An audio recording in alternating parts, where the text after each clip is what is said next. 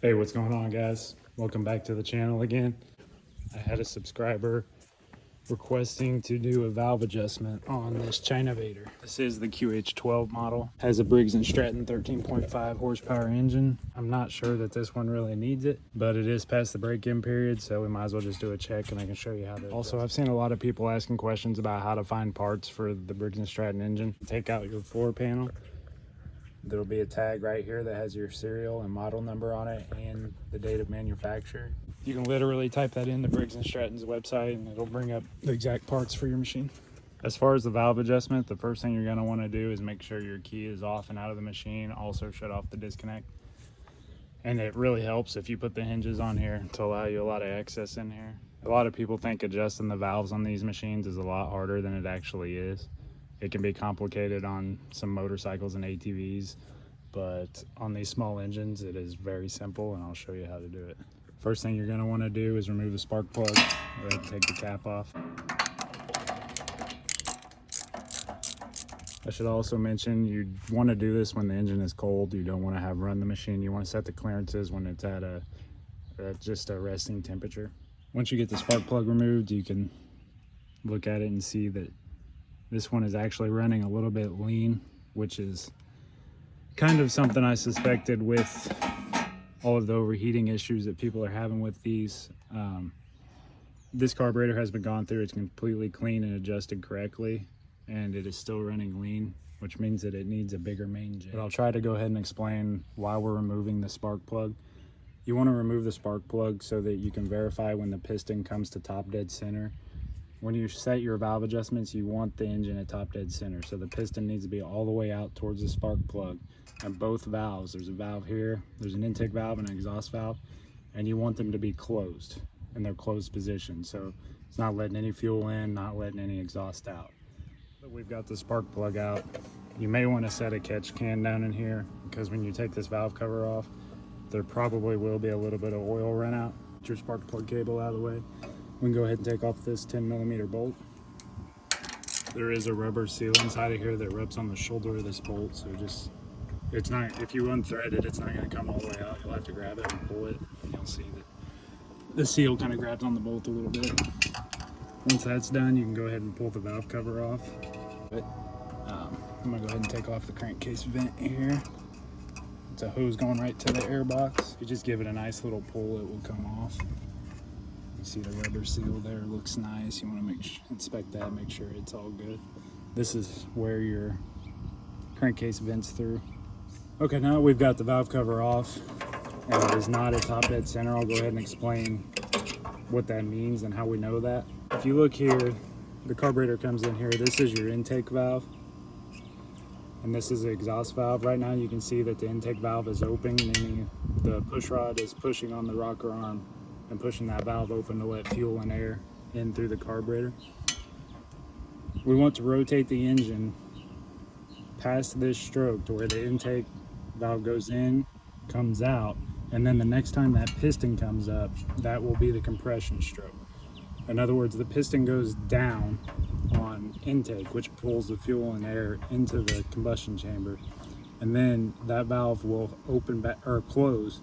And when the piston comes back up, that's compressing the fuel and air. That's why it's the compression stroke. When it gets to the top of that stroke is when we want to stop.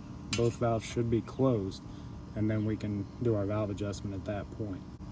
If you go a little too far and the exhaust valve starts to open, that's fine. Just go ahead and go through another stroke until you see the intake valve open again. And then the next time that piston comes up to top dead center, that's where you want to stop. To visually see the piston come to top dead center, what I do is I use a screwdriver and I will stick it right down in the hole to hit the top of the piston.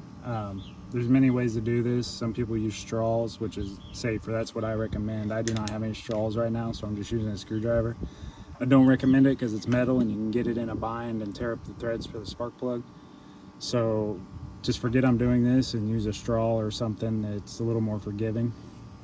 But since this model luckily has a pull start, if it works, I've never used it, you want to slowly pull that pull start and let the engine rotate over, and you will see the intake valve come out right here.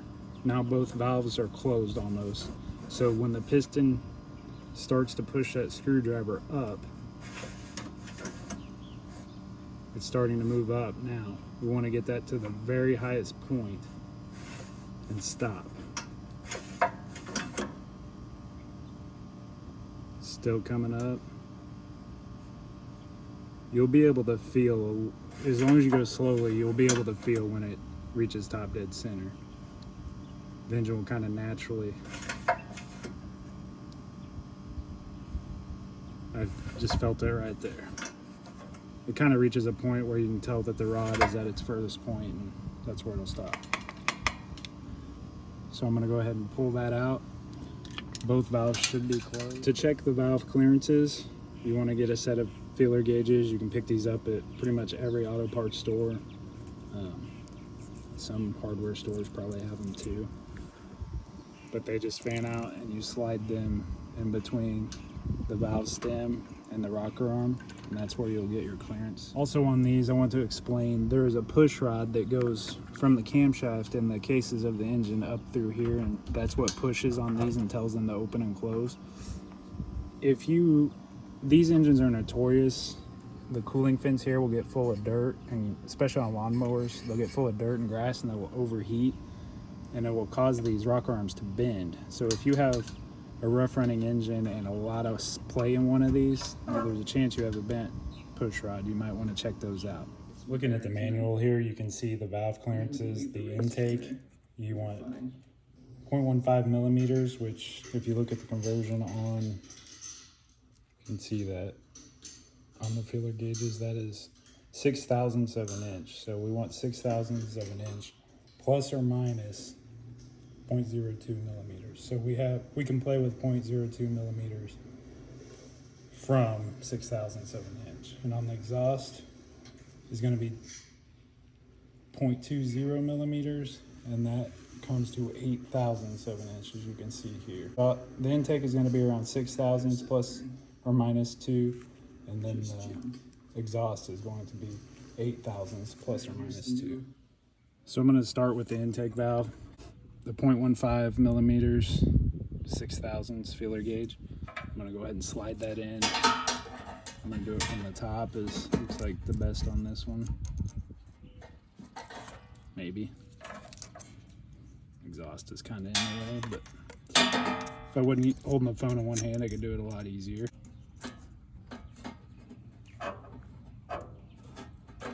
Okay, it's actually a little tight at 6/1000, which is surprising because it feels pretty loose. But okay, so on the intake valve, I'm using 6/1000 right now, and it's not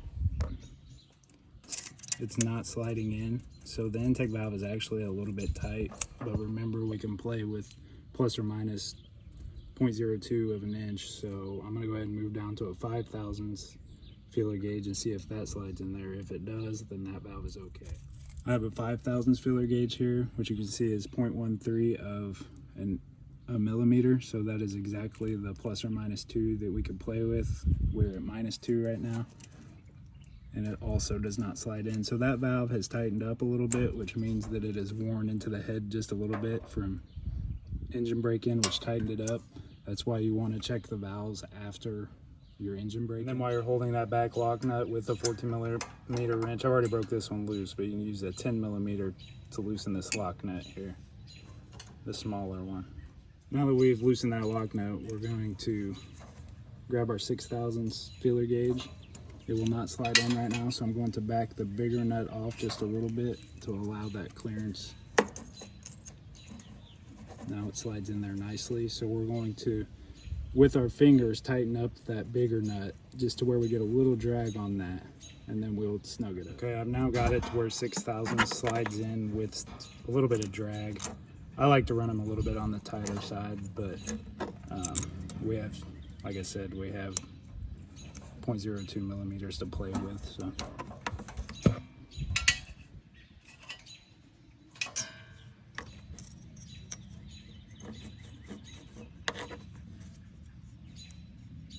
see how that slides in there nicely with a little bit of drag. We're going to go ahead and snug it up there and then recheck with our 6/1000.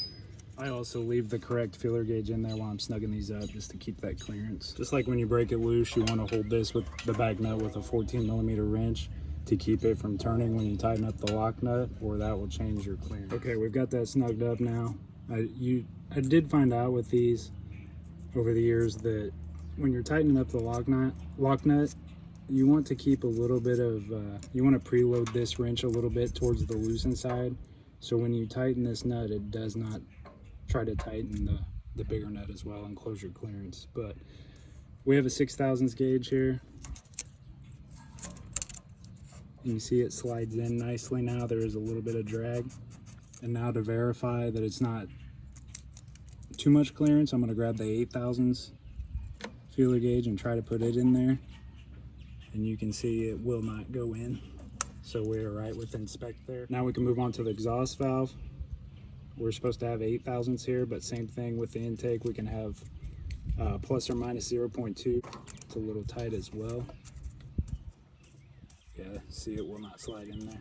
So it's a little tight as well. We're gonna go ahead and loosen it. Before I loosen it up, remember we have plus or minus 0.02 inches to play with. So I'm gonna check a 6/1000 gauge to see if it will go in. It will not either. So this exhaust valve is definitely a little bit on the tight side. We're gonna go ahead and break this lock nut loose again. Okay, now that we've got that loose, I'm gonna go ahead and back off the adjuster nut just a hair, and we'll see if 8/1000 will go in now. It will, but it's pretty snug. I'm gonna go ahead and back it off just a little more. It's a very minor adjustment that makes a huge difference. Okay, 8/1000 goes in there, and it's got a little bit of drag. I'm gonna go ahead and snug up the lock nut. Remember, while preloading this nut a little bit counterclockwise while tightening this so that this does not tighten up. All right, we've got the lock nut snugged up now. Let's check our feeler gauge and make sure it will go back in and we didn't tighten up too much. This is 8/1000. It slides in. There's a little drag, maybe a little on the tight side, but I'm okay with it. All right, we've got a 10/1000 gauge here. I'm gonna go ahead and slide it, or try to slide in. It will not go in, so we know we are within spec on both of these now, even though the rockers are super loose, and I hate that because that's noisy, but I guess that's just the way this engine's set up. At this point, we know the engine's not gonna start because we have the spark plug out, kill switch off, as well as the main disconnect. So I like to go ahead and grab the pull start and just slowly turn it over a couple of rotations, let the valves seat and everything. Put the rocker rods, find your center on the push rods and the valve stem. And then we can go ahead and go back to top dead center. You see here the intake valve is going in right now, and it just started to come back out. I'm gonna go ahead and shove my screwdriver down in there again to find top dead center. Slowly turn it over to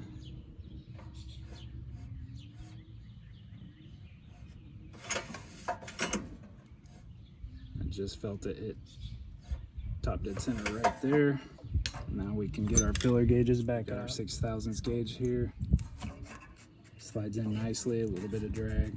We're good on that one. And then we want to check 8/1000 on our exhaust valve. Here's our 8/1000 gauge on our exhaust valve. Slides in, it's a little on the tight side, but I'm good with that. I would rather it be just a little bit tighter, just a little less noise and slop. So that's how easy it is to do a valve adjustment on these engines. I'm gonna go ahead and make sure I'm gonna go ahead and snug them up just a little bit more, make sure they don't come loose. And then we can go ahead and put the valve cover back on, make sure our seal is good. There is a little bit of engine oil that seeped out, so I can use that to kind of lubricate this seal a little bit. All right, we've got those snugged up a little bit. Don't overdo it.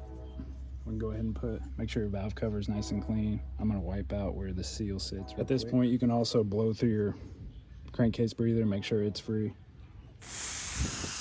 It is, so we can go ahead and put the valve cover back on. I also have found that it's easier to slide the valve cover in from this side with the hose on. Go ahead and put the hose on, and then you can center the valve cover. There's a lip that slides over the edge of the valve cover all the way around, so run your finger around and make sure that lip is on the outside of the valve cover so that it seals correctly. It is. It's down on there nice. You can go ahead and take your bolt. Remember, it's got a long shoulder, so you're gonna feel go ahead and push it all the way until you feel the threads, and then start it. Do not over tighten this. You can rip the threads out of the aluminum cylinder pretty easily. Now that we have the valve cover taken care of, we can go ahead and put our spark plug back in. And I was gonna look at it a little more. It is a little bit lean. I would like to see it a little bit richer than that. I would like a nice brown color. There's a little bit of white up there that you can see, but that's an easy fix. I might make that the next video. We'll just have to pull off the carburetor bowl and put in a bigger jet. I'm not sure what jet's in there right now, so I'll have to pull that out and verify it and order the next size up jet for it. But right now we can go ahead and put our spark plug back in. Start it by hand, just like this. Do not use a ratchet to start it. Those threads also rip out very easily. Place it in on the socket just like this. Use that to start. Spark plug is in. Go ahead and put the spark plug cap back on. I'm gonna run it under the throttle cable there. Make sure you feel it click just like that. Make sure your crankcase vent is hooked up on both ends. And then you've just done a valve adjustment.